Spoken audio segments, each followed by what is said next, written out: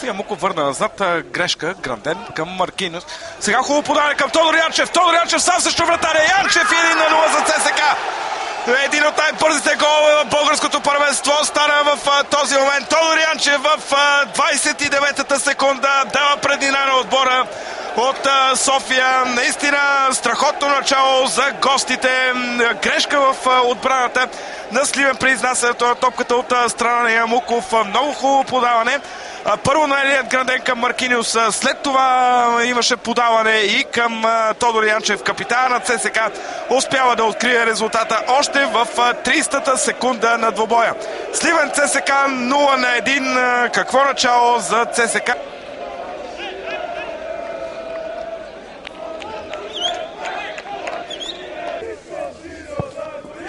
Центрира в наказателното поле. Възможност за отбора на Сливен и това 1-1. Резултатът е изравнен 1-1. Попадението, доколкото виждам, е на Мирослав Миндев.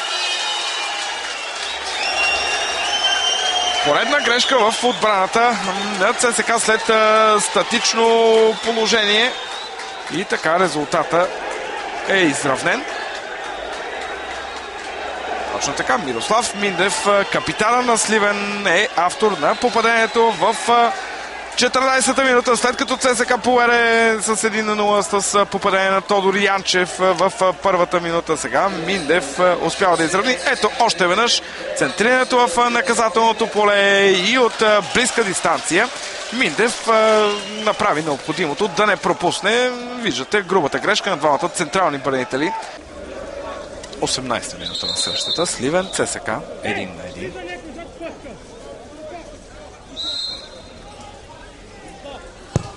Центриране на Маркиньос. Там разбъркване. Гранден. 2-1 за ЦСК. 18-та минута на срещата. Елиот Гранден вкара втория си гол с екипа на ЦСК. Успя да се възползва от груба грешка пък сега в отбраната. Сливен. Интересното е, че и изравнителният гол за Сливен и сега попадението на Гранден станаха след изпълнение на статични положения и грешки в отбраните на двата отбора. Елиот Гранден прави резултата 2-1 в полза на ЦСК в 18-та минута. 3 гола за 18 минути. Не можем да не бъдем доволни от голямата резултатност, поне до момента. Ето повторение на този гол. Маркиньос центрира. Костадин Стоянов там се опита да играе с глава и Гранден от чиста позиция не сгреши като вкара.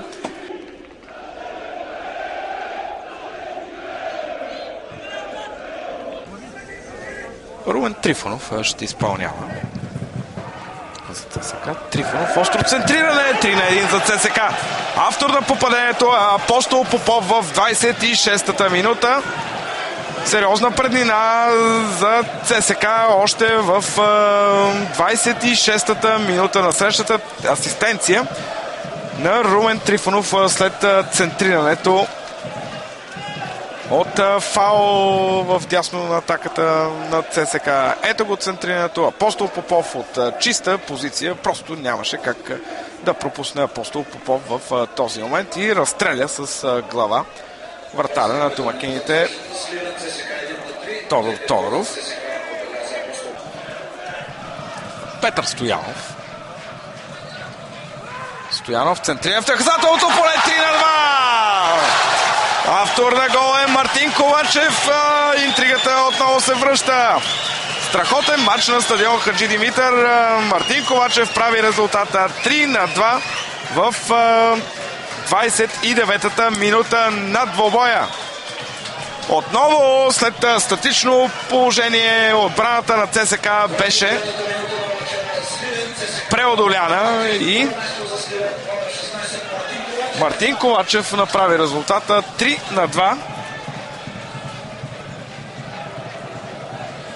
Както върви, можем да станем свидетели на най-резултатния матч в цялото българско първенство. 5 гола за 29 минути. Да видим какво точно става. Центриране. Наказателното поле Виданов увисна, след това успя Ковачев да играе с глава, като преодоля Апостол Попов.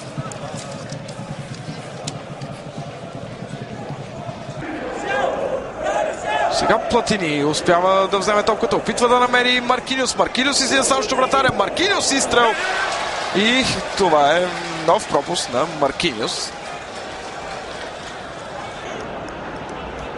Не сте изпуснали кой знае какви положения в времето, което не гледахте картина от стадион Хаджи Димитър. Сега възможност за Мишел Платини. Румен Трифонов и 4-2 за ЦСКА. Точно на време се върнахме на стадион Хаджи Димитър. 62-а минута на срещата. Румен Трифонов вкарва първия си гол с екипа на ЦСКА след завръщането му в Борисовата градина. Малко преди това смяна прие Алберт Зафиров като в игра